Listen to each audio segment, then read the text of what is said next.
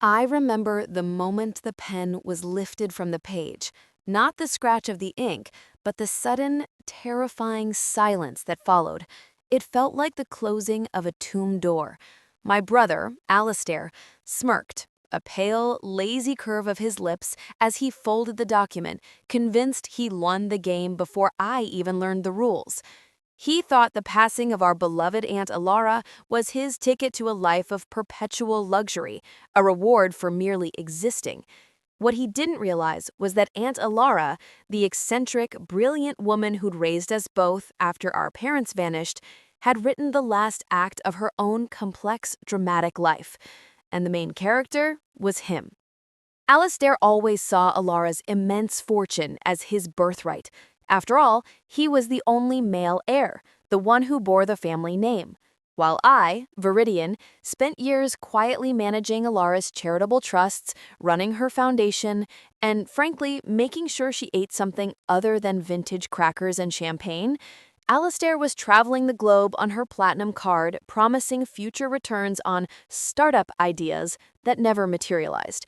He was the golden, charming leech, and I was the efficient, overlooked shadow. The reading of the will was a farce, a grand stage set for his coronation.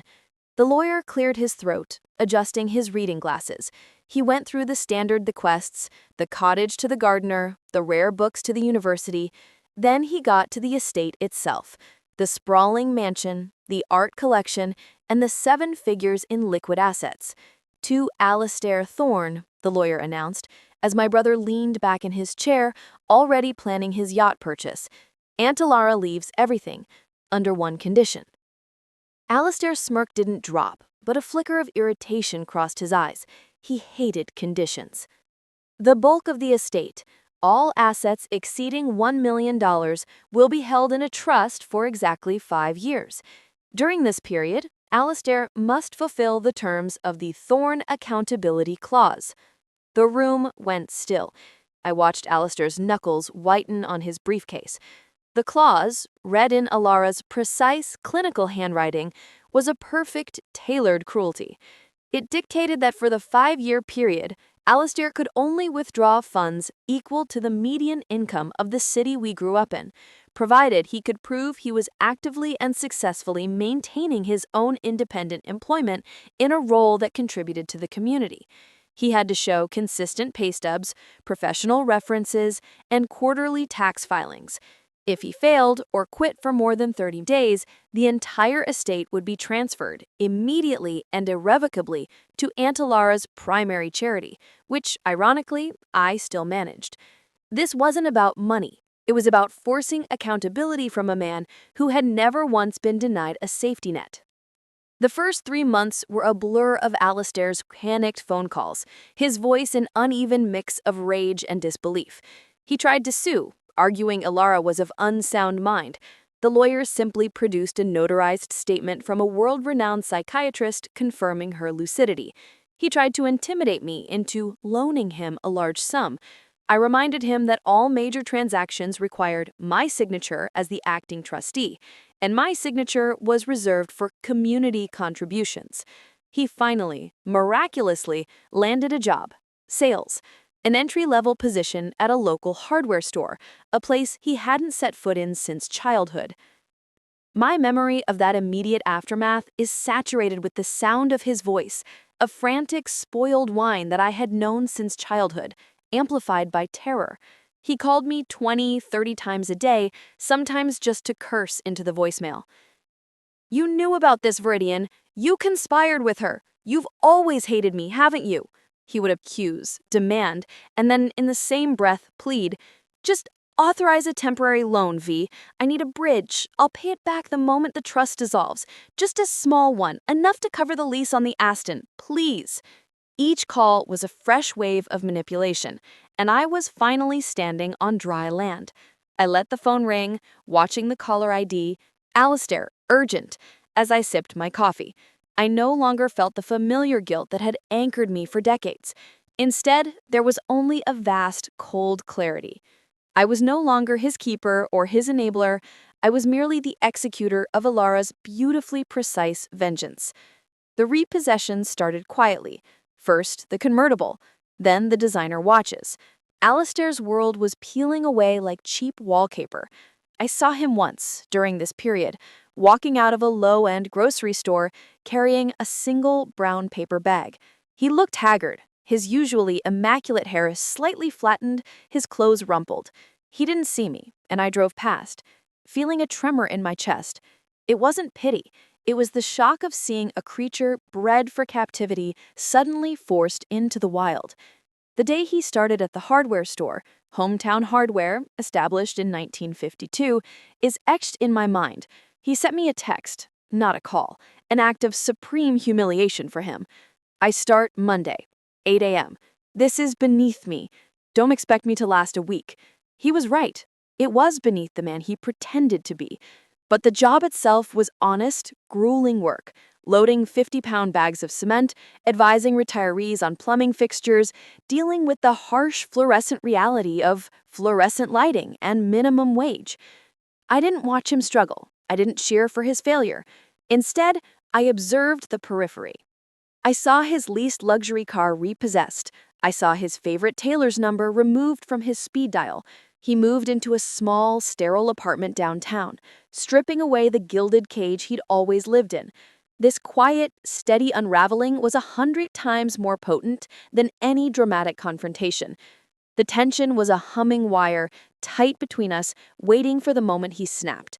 The snap never came, not in the way I expected. The first 12 months were defined by desperation.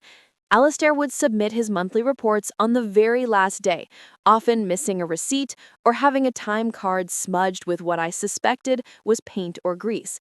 I was meticulous, sending him formal, lawyer-vetted vetters pointing out every missing detail. The monthly allowance, exactly $4,120, would be delayed by weeks until he complied. This wasn't malice on my part, but necessity. The rules were the only thing protecting the trust from his inevitable lawsuits. During this time, I received a cryptic email from Ilara's old accountant, a man named Mr. Finch. He only wrote 2 sentences. Keep the ledger balanced, Viridian. The real cost of a life without consequence is far higher than any dollar amount. I understood then that this wasn't just about reform. It was about Ilara's final, ruthless lesson in value. The value of a paycheck, the value of a clean shirt, the value of a day earned. I started taking secret detours past Hometown Hardware. I would drive slowly, pretending to be on a phone call. I'd see Alistair in the garden section, wearing the hideous orange apron, pushing heavy carts of topsoil. His shoulders were broader now. His hands, once soft and manicured, were rough. I remembered a time when he wouldn't carry his own briefcase. Now he was carrying the physical weight of his new life. The sight gave me a chilling, unexpected mix of dread and satisfaction. The revenge was working, but at what cost to the man who was still my brother? Funds, the money Alistair couldn't touch, to expand Anna Lara's charity aggressively. We launched a major vocational training initiative for displaced workers. Every major press release featured a quote from me, Alistair Thorne, the successful manager and heir. This was my quiet, psychological counterattack. While Alistair was lifting plywood, I was using his inheritance to build a public image of competence and generosity, everything he was not. One evening, I received a package, no return address. Inside was an old, leather-bound journal, Aunt Lara's. I flipped through the pages until I found a date from 5 years prior. Alistair sees me as an obstacle to his bliss. Viridian sees me as a legacy to uphold. I love them both, but one has always needed a hammer and the other only a mirror. This trust is the mirror, Viridian. Make sure he looks closely. Tears blurred the ink. Ilara hadn't been cruel. She had been a surgeon. She knew only forced necessity would break his lifelong dependency. My role wasn't to punish him, but to hold the mirror steady. This realization changed everything. I stopped seeking the updates. I simply processed them. 3 years into the trust, the humming stopped. Alistair was still working. He had even received a small promotion, managing the back inventory. He was no longer calling me with threats, only with questions about tax forms and insurance deductibles. His employment was stable, his life was ordinary. The revenge felt flat. He hadn't suffered, he had merely adjusted. I found myself increasingly troubled by a new question. What if he succeeded and remained the same selfish person? What if the change was only superficial? The stakes, suddenly, were immense. If he failed, the charity gained millions, but I would lose my brother forever to bitterness. If he succeeded, he gained the fortune, but what guarantee did I have that he wouldn't immediately revert to his old ways? He was walking the path of redemption, but I was terrified of what awaited him and me at the destination. One rainy afternoon, I was at a cafe downtown reviewing grant proposals. Alistair walked in, soaked, still in his orange apron, clearly on a break. He didn't notice me at first.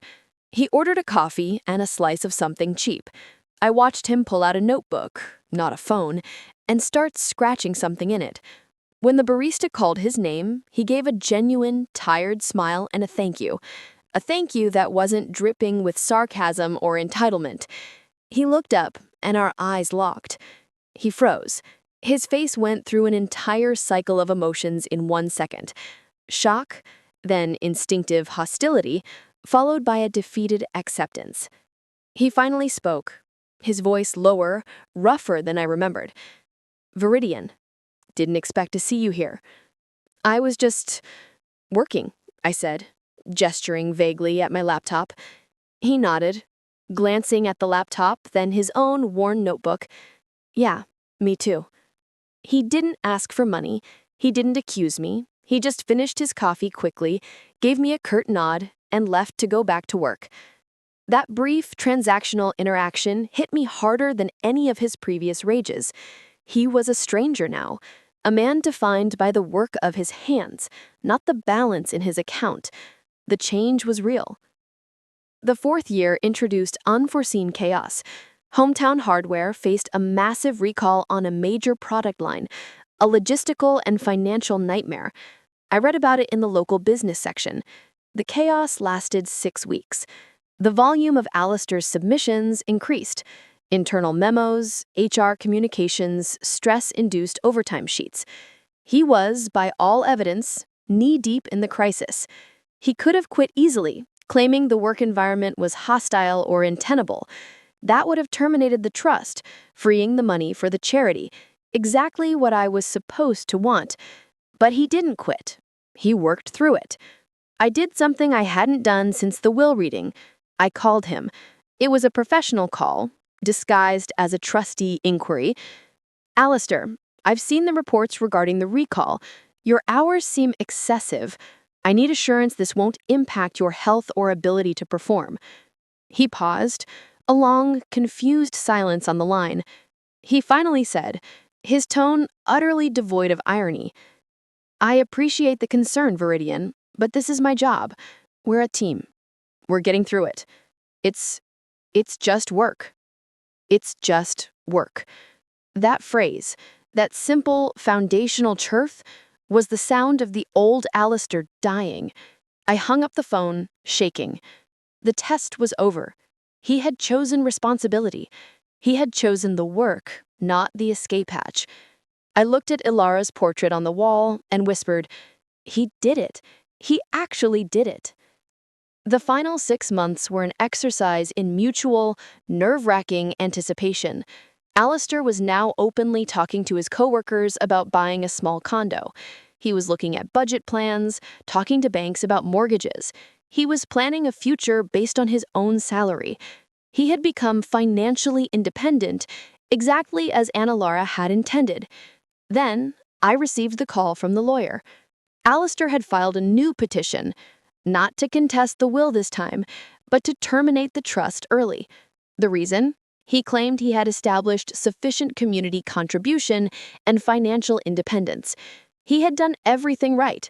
He was no longer the man who stood on his pedestal, and the trust was designed to reform him, not punish him indefinitely. I was scheduled for a meeting with the court.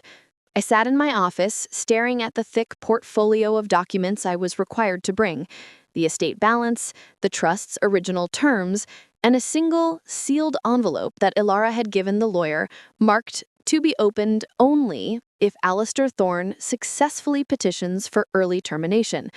This envelope had been sitting in the lawyer's vault for 5 years, a quiet atomic bomb waiting for the perfect trigger. I ran my thumb over the wax seal, the heat of my skin threatening to melt the stamp. I knew what was inside, and it was a final, stunning act of manipulation that only Aunt Aloud could have conceived. The night before the hearing, I couldn't sleep. I paced the floor, the polished wood reflecting the city lights. My heart felt heavy, a cold stone in my chest. The original plan was pure revenge: watch him suffer, then let him fail, claiming the money for the charity for me. But he hadn't failed. He had changed. And now I had to be the instrument of Ilara's final judgment, which felt far more like a heartbreaking deception than a victory. I was standing at the edge of the emotional cliff, knowing the truth I was about to reveal would crush the man he had become. The reformed Alistair was a better man, a kinder man, and I was about to deliver the message that his best wasn't good enough. The irony was exquisite and agonizing. The morning of the hearing, Alistair stood across from me, his shoulders straight, wearing a suit that was clearly second-hand but clean. His eyes held no rage, only a guarded hope. He genuinely believed he had earned his freedom and his inheritance. The judge listened to the evidence, nodded, and prepared to issue the ruling. Based on the evidence presented, the judge began, his voice a slow, heavy tolling bell. Mr. Thorne has satisfied all reasonable expectations of the late Ms. Thorne's wishes. The court grants the petition to dissolve the trust and release the funds. I cleared my throat, interrupting the judge mid-sentence. Your Honor, before the ruling is finalized, I must present this final addendum, as instructed by the decedent. I pushed the sealed envelope across the table to the lawyer. His eyes widened as he broke the seal, pulling out the single brittle sheet of paper. The lawyer read it, his face draining of color. He looked at Alistair, then at me, an expression of utter defeat. Mr. Thorne, the lawyer's voice was barely a whisper. I deeply regret to inform you that there is a final clause, one which supersedes all others. Alistair looked at me, confusion clouding the hope in his eyes. He had changed. He had worked. He had suffered quietly. Why? The quantity accountability clause was always secondary, the lawyer stated, his voice now steel. The primary term of the will is this: the entire estate, including all assets, properties, and liquid funds, is hereby transferred to my niece, Viridian Thorne, effective immediately upon my death. Brother had earned his life, but he had never earned the money. The lawyer's words hung in the air, a physical weight crushing the hope from the room. Alistair stared blankly at the polished mahogany table, his jaw slack. He looked not merely defeated, but hollowed out, as if an internal scaffold had been kicked away. I heard the faint, metallic click of the security guard shifting his weight by the door, the only sound besides the ragged intake of Alistair's breath. He finally lifted his head, his eyes meeting mine.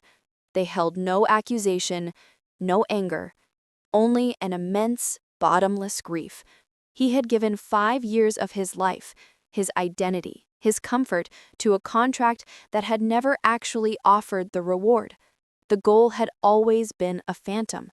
Alistair didn't shout.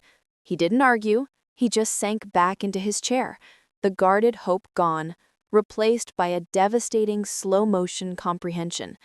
The 5 years hadn't been a test for the money.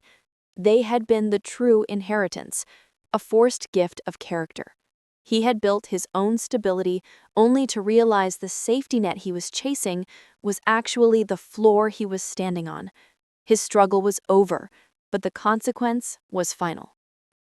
I watched the man who had tormented me for decades finally lose his breath, his entitlement, and his last pretense of superiority. I didn't feel triumph. I felt a profound, quiet sadness for the boy he could have been and for the life that was forever out of his reach. The silence was back, thick and absolute. But this time it was my silence, and my voiceover was just beginning. I stood, gathering my papers. Alistair didn't look up. The lawyers shifted awkwardly. "Viridian, what will you do now?" I looked at my brother, the now ordinary man sitting alone at the table. I had the power to crush him completely, to let him walk out with nothing but the clothes on his back and his meager bank account. I thought of Ilara and her strange, beautiful final game. I looked down at the inheritance he had earned, not the fortune, but the quiet strength of his new self. I will fulfill Aunt Ilara's final wishes. I will give him the reasonable portion she suggested. The judge leaned forward, intrigued. And what does the trustee deem reasonable? Enough to buy a small house, but not enough to quit his job. It will be held in a new, non-revocable annuity, paying him a modest sum monthly, supplementary to his earned income. I looked at Alistair, who finally lifted his gaze. His eyes were wide, wet, and utterly vulnerable. "He's already earned a life, Your Honor. He just needed to learn to build it first. The game is over. But the work is just beginning, for both of us." I placed my hand on Alistair's shoulder. It felt solid, real, no longer the tense, defensive posture I was used to. He didn't flinch away. I saw the relief war with the shame, a visible internal conflict. He had lost a lottery ticket, but he had gained the blueprint for a sustainable existence. And in his transformation, I finally received my own inheritance, freedom from resentment. We left the courthouse separately, but outside he waited for me. The city noise was loud, indifferent. He didn't speak for a long time. Finally, he just said, "You knew, didn't you, all along?" "I knew, and I was terrified you would fail." He nodded, a weary acknowledgement. "I almost did, every day for the first 2 years. But then it became harder to quit than it was to keep showing up." He paused, looking down at his rough hands. "Thank you, Viridian. Not for the money. For the fire." He walked away, turning toward the bus stop, his shoulders still straight. The old Alistair would have called a taxi, demanded a ride, or leveraged his last dollar for an Uber Black. The new Alistair simply waited for the bus that would take him home, to his small apartment, and to the honest job he had grown to depend on. I watched him go, knowing the true revenge wasn't in taking his money, but in forcing him to realize his own worth without it. And in that, Aunt Ilara had truly won. The legacy she left wasn't the mansion or the stock portfolio. It was the two of us, walking separate but parallel paths, finally standing on our own 2 feet. The silence that day was neither terrifying nor rushing. It was peaceful. It was the sound of a chapter closing and a lifetime of hard-earned peace beginning.